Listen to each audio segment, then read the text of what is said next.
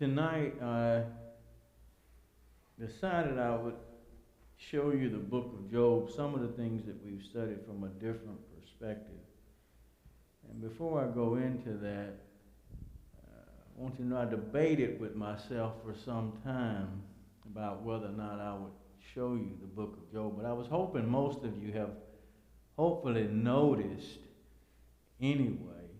But of course, the side of myself that was saying don't do it lost out. Okay, so I'm going to show you the book of Job. And to me, it's ironic how much the book of Job is set up like a civil case. And we have the counselor here tonight, which is good, because if I go wrong, counselor, you straighten us out, okay? But anyway, I thought it was interesting, and hopefully most of you have noticed this, but if you haven't, I'm going to try to show it to you in this manner. And the reason I decided to do it, because I thought it might better illustrate, if I have been inadequate in my illustrations, of how Job's case mirrors every man. And this is what I want us to get when I show you this. And I'm going to show you some stuff in the book of Revelation, chapter 20, that will help us see it from a better light. I'm not going to get there tonight, though. I'll show you that probably toward the end of the study on Job. But there's three phases of a civil case. And the first phase, or civil case, basically consists of two parties. The first party is the plaintiff, and that's the one that brings, he's the party that's bringing the case. He's the one with the grievance. And then you have the defendant, the party defending against the case. In our story, or our illustration of Job, that is God. Okay? So now, as we know how the story goes, Job is a person who has suffered a lot of misfortune. Okay, he's had a lot of calamity and things that has come upon his life. And of course, after the visit from his friends, and sometimes I want you to consider this like this. Let's say you did something and you was wrong. You didn't care too much about it at the time, but you went home and you start talking to your friends. And your friends say, you know what? If I was you, I'd take that guy to court. So this is kind of how Job is in. Job has suffered a lot of misfortune in his life. And after a visit from his friends, by virtue of their accusation, and we'll look at this, they convinced Job. In other words, Job's mind, listening to their arguments, begins to think that he has been mistreated. And the person who's mistreated him is God. Okay? So now we're going to see in this first case, or this first phase of the case, we're going to see the grievance that Job has. Okay? And this is what happens in the pleading phase. So here we have Job's friends, and they're telling Job, after he suffered all this great calamity, y'all know how the story went. He's all sad and distraught, right? And his friends come to him and they say, Job, tell us who's ever perished being innocent, and where were the righteous cut off? He says, I would seek God, and unto God would I commit my cause. Okay? So Job says, and then they say this here, behold, happy is the man whom God correcteth. Therefore despise not thou the chastening of the Almighty. In other words, Job, you need to make your case before God, but you need to understand you've done some wrong, right? And so the only reason you're going through these things is that, Job, is because you've done some things wrong. And we know that's not the case, because God even says in Job chapter 2, after he's taken all his wealth and killed his servants and his children, God tells Satan, when Satan comes back the second time, he says, have you considered my faithful servant Job? He says, none like him in all the earth. He says, he's a perfect and upright man that fears God and shuns evil. He says, still he retains his integrity. He says, after you have called or you have moved me against him, he says, without cause. And this is where we got to get, let's want you to make sure you get this straight. This does not acknowledge that God has made an error. Don't you read that and come out with that conclusion. What that's telling us is this, and this is important for us to understand, is that faith must be tested. Must be tested. Because see, Satan, your adversary, the devil, is seeking to destroy you. So he made a false accusation against Job. That's the devil's business. That's what he does. He lies. The devil is a liar. So he lies against Job. But Job's faith still must be tested. Once the accusation is made, Job must show that his faith is not at what the devil accused him of. So we need to understand that too. So this is all Job knows. I hadn't done anything wrong. He tells his friends, he says, God is not a mere mortal like me, that I might answer him, that we might confront each other in a court. Can you see that? So he says, God's not a mortal like me. I can't confront him.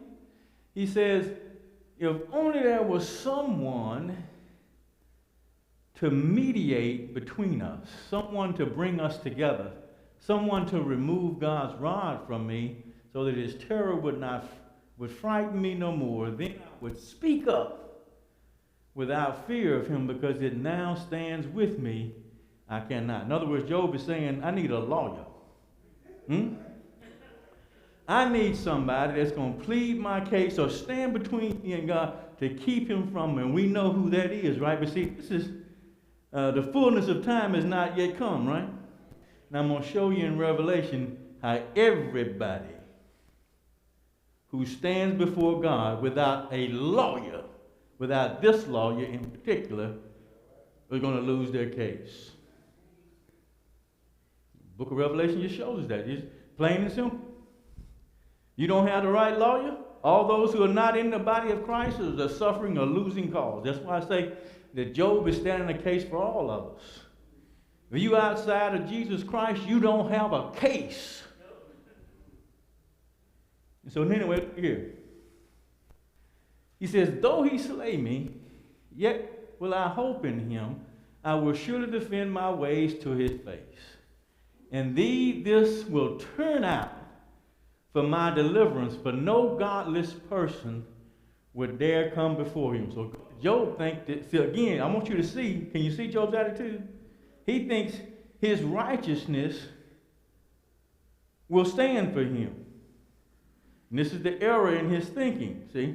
Anyway, but again, you can see his arrogance building up in defense of his character. And this is Job's sin, in that he, like Elihu makes the case against him, Elihu's going to tell him, Job, you sinning, basically trying to defend yourself and not basically justifying God. You're trying to justify yourself, Job, but you're not justifying God. And that's where your arrogance is, because you see, this is the arrogance that everybody who stands before God in the day of judgment without a lawyer, that's the arrogance that you're presenting, because you're saying now, while the opportunity is afforded to you to come before Jesus Christ, let him plead your case. That invitation is now. But after death, there's no chance to sign up with a lawyer or with the right lawyer. Just trying to show you now. Anyway, he says, listen carefully to what I say. Let my words ring in your ears. Now I have prepared my case. I know I will be vindicated. This is the complaint brought by the plaintiff. Can you see that? That sounds about right, counselor? Okay, the plaintiff got a grievance, right? And he's making his grievance known, and he thinks that he's got a case. He says, can anyone bring charges against me? If so, I will be silent and die. This is Job talking. He said, who got a charge against his friends? Couldn't bring a charge. So this only emboldens Job. You with me? He says, if you can't bring a charge against me, be silent. But anyway, he goes on, he still, only grant me these two things, God. He's ready enough because he don't think he's done nothing wrong. Job is convinced in his mind he's done nothing wrong, and he hasn't.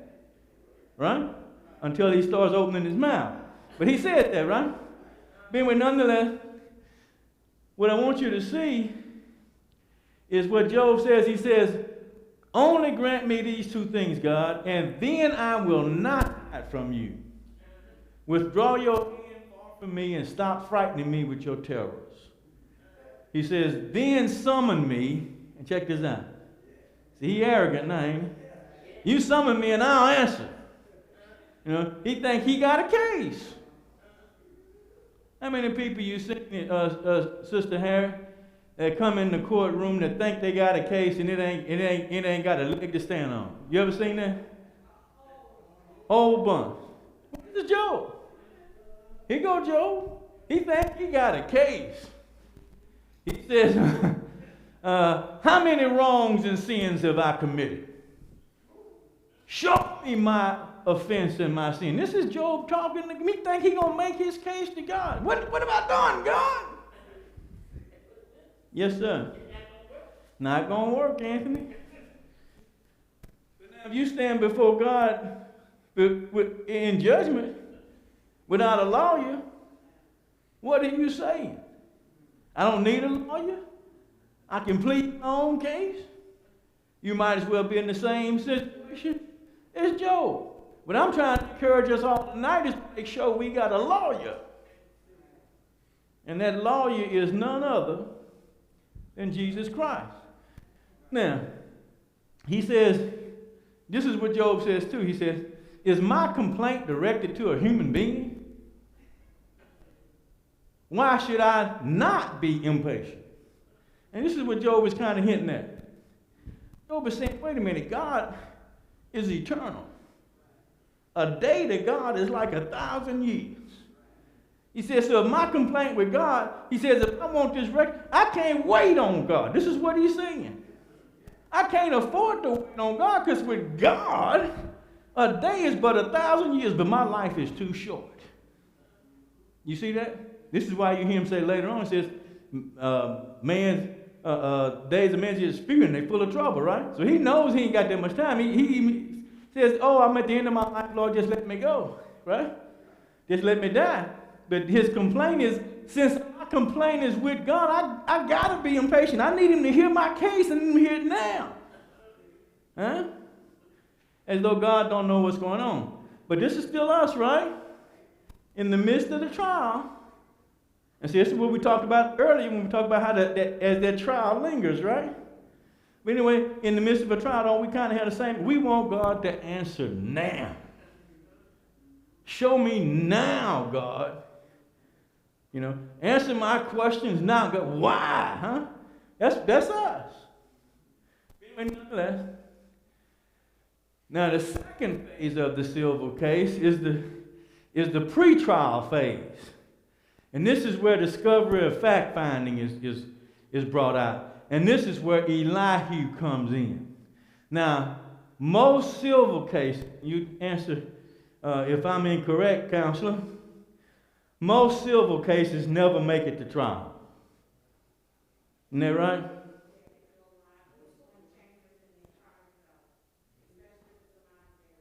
Yeah, so it's basically, they never make it to full-blown court. They either thrown out or settled before the case matters.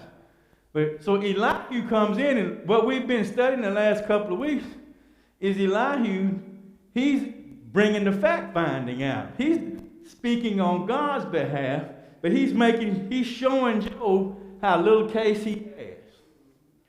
And the truth be told, because Job never answers Elihu. Never says a word. That tells us that Job's case should have never gone to trial. Okay? So he was lost before that. But this is what I want us to see. If we stand before God and our name is not written in the Lamb's book of life, then you ain't got a case. It's gonna be thrown out. You don't have a leg to stand on. But Job's case, in his defense of himself, Elihu even proves before God comes on the scene, right? That Job really doesn't have a case. But anyway, we're in discovering fact finding, and this is where we kind of left off on last week. Elihu replying to Job's complaint before to make his case that he's been wrong, that God has done him wrong. So Elihu's picking him apart. And he says, do you think this is just, Job? You say that I'm right, not God? Yet you ask him, what profit is it to me? And what do I gain by not sinning? I would like you to reply to you, Job, and your friends with you. And this is what we covered. This is the slide we ended on last week. Look up at the heavens and see and gaze at the clouds so high above you. If you sin, how does that affect him? If your sins are many, what does that do to him? So Job, yeah, you're right. If you sin, you ain't done nothing to God. God is far above us, right? He says, but if you're righteous, Job, what do you give him? So it don't you can't do nothing for him, Job. He says, or what does he receive from your hand? Your wickedness, Job, if you're wicked, only affects humans like yourself. And your righteousness only other people. Then Elihu said, wait a minute, it must be the same slide. I got that slide in there twice. Okay, anyway, let's go. So Job says in Job 24:12, he says, the groans of the dying rise from the city, and the souls of the wounded cry out for help. But God charges no one with wrongdoing. In other words, see, Job is looking at other people that's doing things that's wrong, and nothing happens to these people. So he says, look at the poor, how the oppressed people from the city, they cry out for help. He says, but God doesn't charge anybody with wrongdoing. I don't see God, in other words, tearing other people's life up. The wicked just keep on prospering. And he says this in a little bit more detail in another spot. But this is actually, this is another place where he's saying the same thing, but he actually gets into it a little bit more detail in another chapter. But anyway, nonetheless, you get the just from here, and that's what I'm trying to do. So he says, but God charges no one with wrongdoing. So Elihu responds to that. And this is important for us, because notice what Elihu says. See, sometimes we wonder why a lot of people suffer too, right? You might wonder why the oppressed suffer. And it seems like to us that God's doing nothing, right? No response is being made. But look at what Elihu says. And this is what Elihu says. He says, people cry out under a load of oppression. He said, they plead for relief from the arm of the powerful. But no one says, where is God my maker who gives songs in the night? What is Elihu saying? Elihu says, yeah, they cry out because of oppression. He says, but they're really not crying out to God. Now, if I was to put this in 21st century vernacular, he's saying cry out to the government. They crying out to people who are in power. That's who they looking for when they cry out to. They're not crying out to God. And can't we see that now? Rather than people coming to the Lord's house, looking for salvation from the Lord, all they do is wonder what else they can get, huh? I'm just trying to get you to see. Now, you don't like that. That ain't Brother Wilson, but hey, I got to tell you. If I'm going to stand up here, I got to tell you. So people really ain't looking out to God. That's something the church has to understand. I believe that we're competing against government in so many ways. But people not, this is what he said. This is why God ain't answering. This is why you don't see God intervene. because they look for relief from the arm of the prophet. But nobody's saying, where is God? And notice what he says, God gives songs in the night. In other words, even in the midst of oppression, God can give you some solitude at night. He's the one that can give that to you. He can give you that comfort, that peace in the midst of the storm. He says he teaches us more than he teaches the beasts of the earth and makes us wiser than the birds of the sky, in the sky. But he says, ain't nobody calling not to God. He does not answer the people when people cry out because of the arrogance of the wicked. Indeed, God does not listen to the empty plea. The Almighty pays no attention to it because their pleas are empty. How much less then, Job, will he listen when you say that you do not see him? In your case is before him, and you must wait for him. And further, that his anger never punishes, and he does not take the least notice of the wicked. He says, you saying, see, God knows what's going on. But he says, we got to learn, or you got to learn, Job, that God doesn't work on your timetable, right? That you got to wait for him. But the thing is, see, this is the thing we got to understand. God can and will deliver on his promises. But we must first honestly seek him for resolution, and then we must learn to wait. Now, wait patiently is us waiting faithfully. You with me? And God will deliver. Even in death, this is my point before, God still delivers. You with me? So sometimes we look at things all wrong. And this is Job. My life is short, right?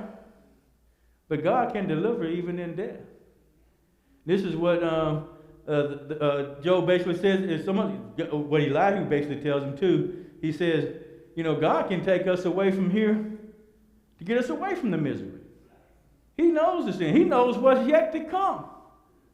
But he can remove us from the evil so that we don't have to suffer the blessing in death. But we look at it as a curse. Yes, sir. I just want to say that's one of the challenging parts about being a Christian. It's having to wait on God. Like we have different pains, different, wherever it is, whether it's from neuropathy or whether it's the alpha treatment. You don't know if God's going to bless you with a kidney or not, or he's going to take these pains away. But you just have to keep praying. But I said that's one of the most challenging parts about it is waiting. And it seems like the waiting is more challenging at night. Mm-hmm. Like if you lay in your bed and it's 1 or 2 in the morning and you're unable to sleep, it's really challenging that you have to wait on God, but you still have to wait. Yeah. Well, I'll give you my example. I don't usually like to use myself, but this is Brother Wilson's perspective. Take it for what you want. I've got neuropathy in my hands and feet. But if Brother Wilson going to go to work, I'm going to come to church. If the Lord lets me get up, if I can go to work for John Guth, then I can work for the Lord. See, to me, I'm saying something just opposite when I say I can go to work for John Guth, but I can't work for the Lord. What am I doing? I'm doing just what Elihu just said. You with me? And that's Brother Wilson. You take that for what you want. But to me, if I got a little pain, now I'm not saying you come up here that you got something that you need to spread, but if I got just a little ache and pain, who do I need to go to get relief? If I'm going to sit on my hiney home at home, then I'm going to pray at home, but I can't come to worship, but I'm going to sit at home and watch TV all day, Well, if I can sit on the sofa and watch TV, well, Brother Wilson can come up here and sit on the pew and praise the Lord. That's just Brother Wilson. Take it for what you want. Yes, ma'am.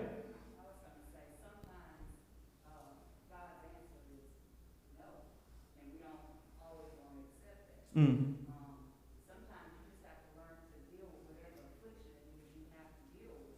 And keep going. Paul was a great servant of God, and he had a thorn in his side. He kept praying and praying to have it relieved. God said, "My grace is sufficient." And I look at it like that in my own situation. I heard it today, but what's the use of letting that little bit of pain keep me from doing what I got to do and glorifying God with whatever situation I'm in? And I just have to look at it like that and just say, God's grace is sufficient, and just get up and keep doing what I do. Amen. You see, God is able. This is what. God will give you the strength, is the way I say it. I just always say, God give you the strength. Yeah, man. That's exactly. And it's perspective. Remember, we've been talking about perspective. Mm-hmm. Mm-hmm. Mm-hmm. What Jesus said in Matthew 6:33, right? He went through all that talking about the lilies of the field and all this. He said, don't worry about what you got on. And in fact, in the class that Brother Dansby just talked about the other day, remember that saying that the topic of the lesson was Sunday morning was never alone. You remember that? Never alone. Notice what the Apostle Paul said in that. Well, the Hebrew writer, right? The Hebrew writer said, don't worry so much. He said, don't let your manner of life be on covetousness. In other words, about things that you possess. Don't let that be your manner of life. Don't be worrying so much, same thing Jesus said, about what you possess, how much you got, and all this stuff. He says, but rather, what you need to know is that he said, he said, I'll never leave you. You see that? So Paul says, if he said that, then now we can boldly say, the Lord will speak for me. Or the Lord will fight my battles. Don't that sound like David? David says, who is this uncircumcised Philistine? That he done brought the Lord's armies to nothing. We said, wait a minute. He said, the same God that delivered me from the hands of the lion will take the Philistine. That's how we got to be. I'm just trying to get you to see. So, but he says, you got to know that the Lord will never leave you. You see, so when we walk through the trials, again, we talked about all this before, but see, sometimes you got to put it together different ways, then people see it different ways. But we talked about that before, how when you're in the midst of the struggle, you got to stick with the Lord. Because he has already said, I'll never leave you nor forsake you. So do we believe it? And if God be with us, who can be against us? Yes, sir.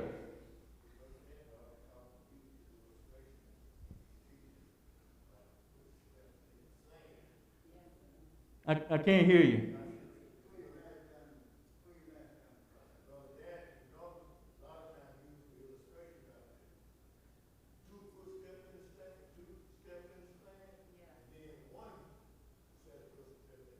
Mm-hmm.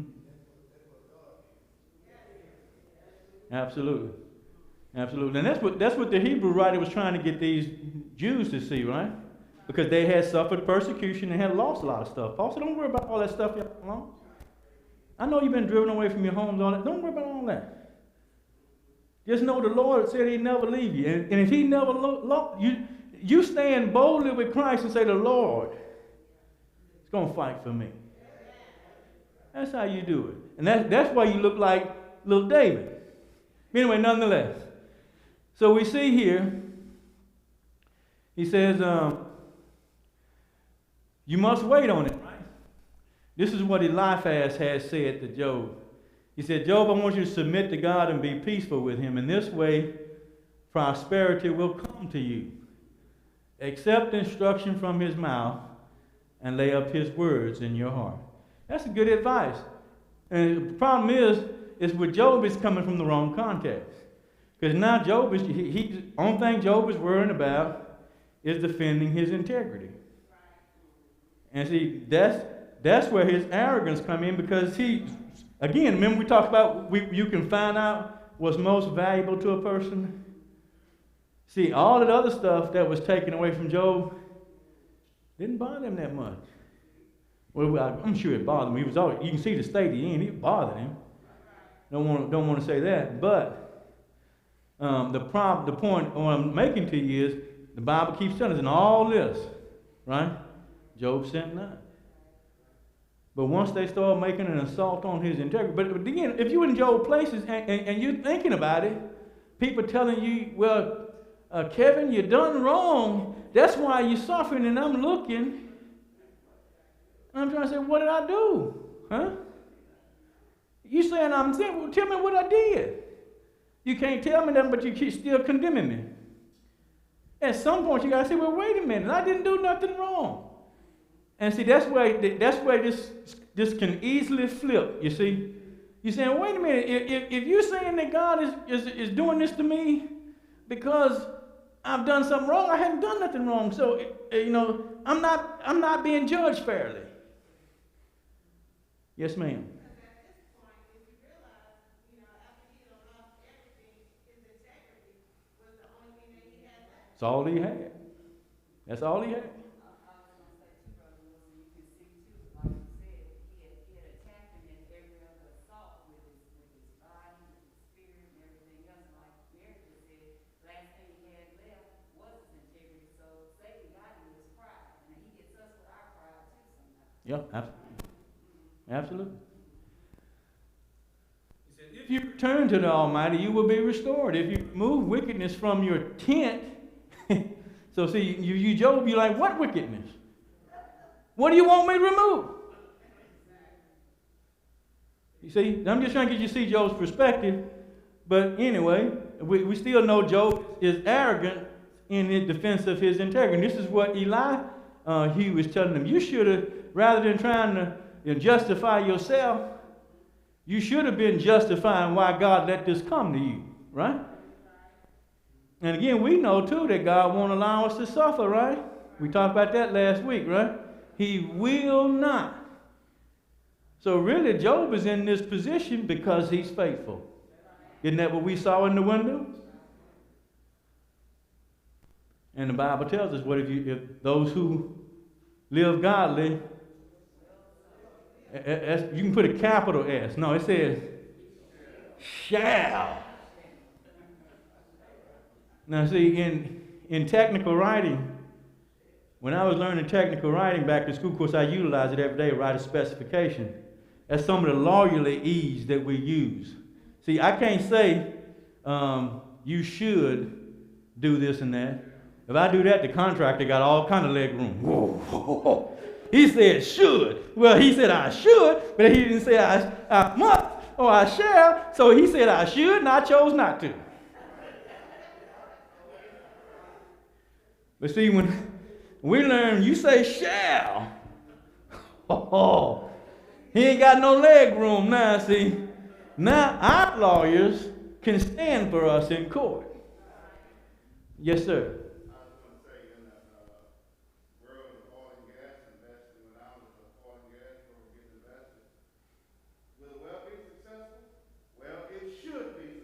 Mm-hmm. I didn't say we shall be successful, because we had a high possibility in the dry hole. Mm-hmm. It's a lot of times we did. Mm-hmm. But I'm just saying. So Yeah. That's what it is.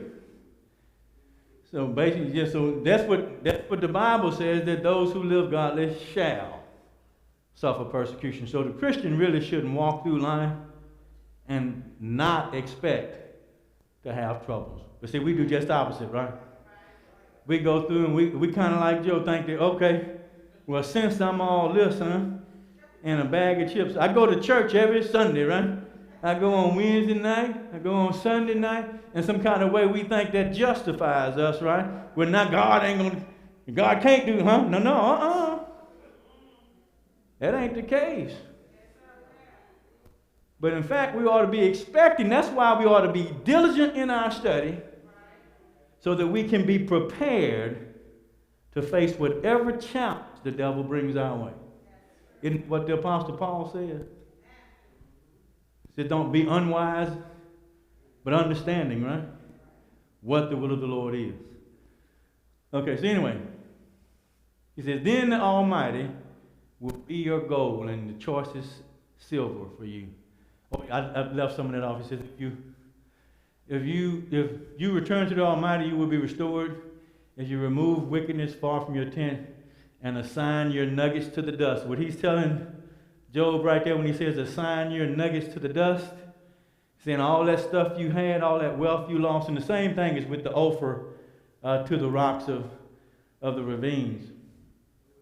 Your gold of Ophir. And the reason they're using this word Ophir was a place where Solomon got a bunch of gold constantly. I think it was like every 6 months or so? I can't remember the exact timeline. But anyway, Solomon got a lot of gold delivered from Ophir, this place called Ophir. So Ophir, what they're doing is trying to represent Job's wealth.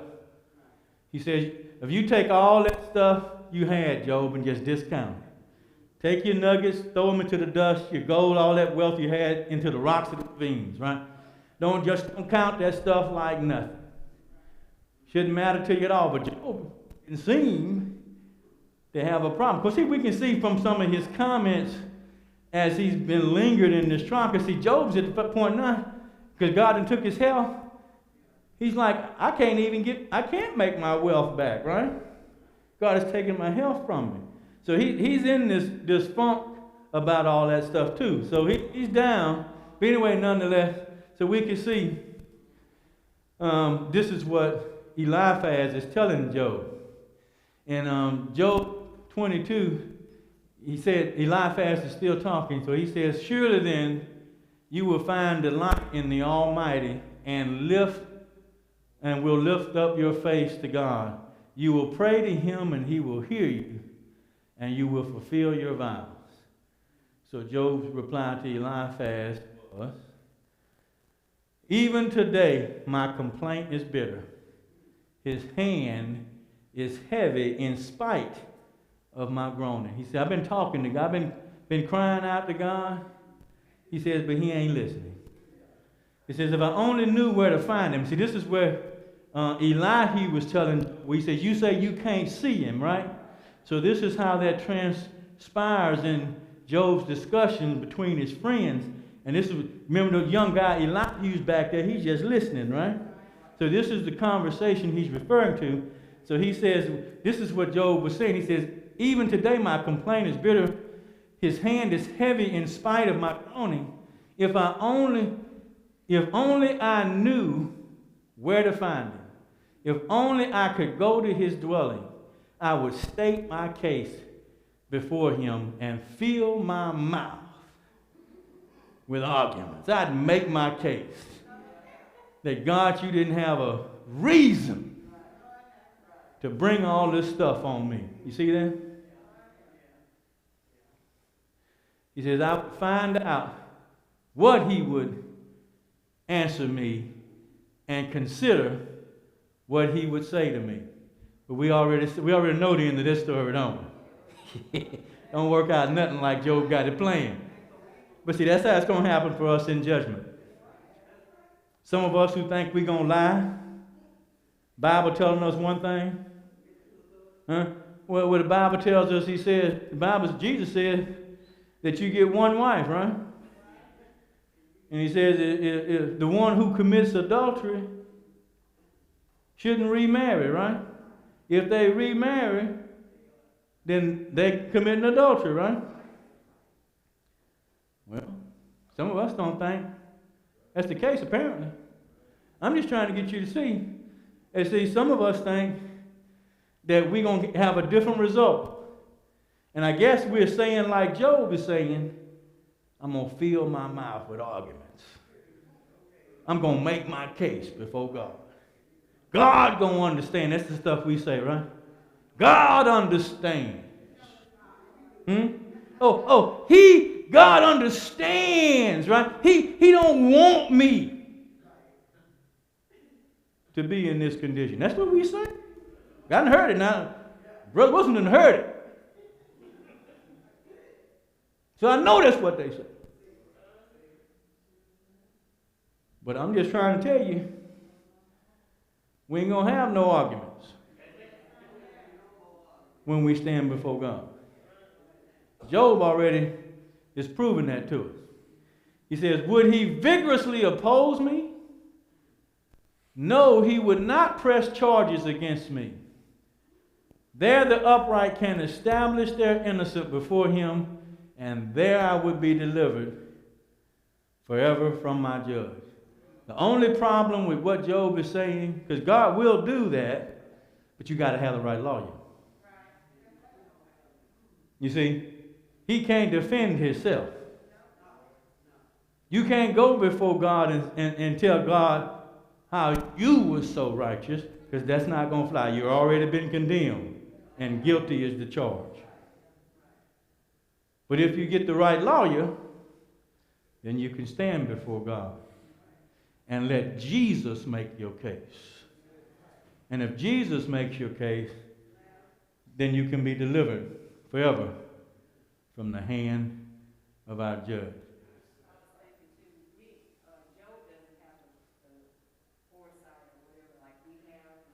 Mm-hmm. But I often think when we're going through stuff, sometimes we don't think too. The Bible tells us God will never give us more than we can bear. Mm-hmm. And then again, like you just said, we're never alone. Because Jesus is always there to help us get through. And no matter what you're going through, if you can just remember those two things, I think it gets you through. Amen. Thank you. I've enjoyed the class. I'm going to turn it over to Brother Dan.